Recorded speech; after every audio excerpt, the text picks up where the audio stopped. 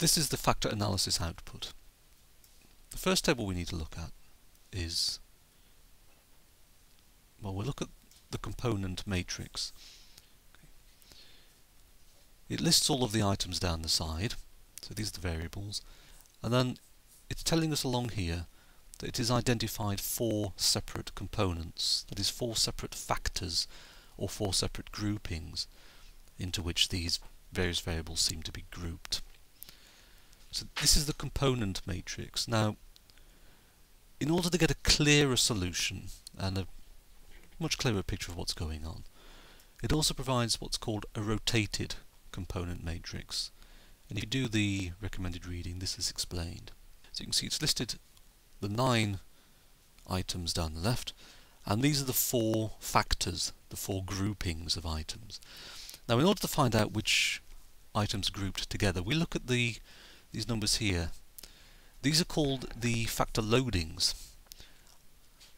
So if we just look in component number 1, for example, we can see yogurt is loaded 0.979, as is cheese. Okay. Basically, as a rule of thumb, if you look for factor loadings that are around about 0.6 or higher, this will tell you the grouping. So component number 1 consists of yogurt and cheese.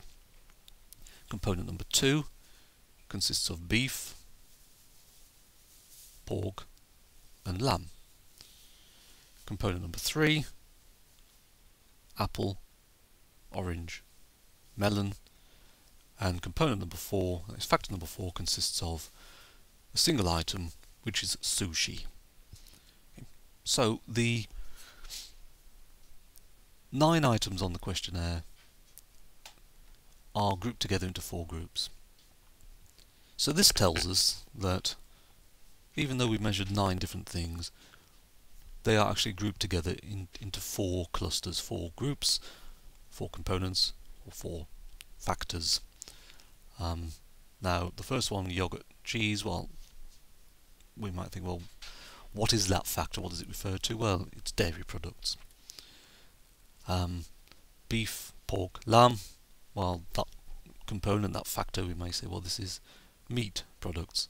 And then we have orange, melon, and apple, so these are obviously fruit, and then we have sushi, which is sitting on its own.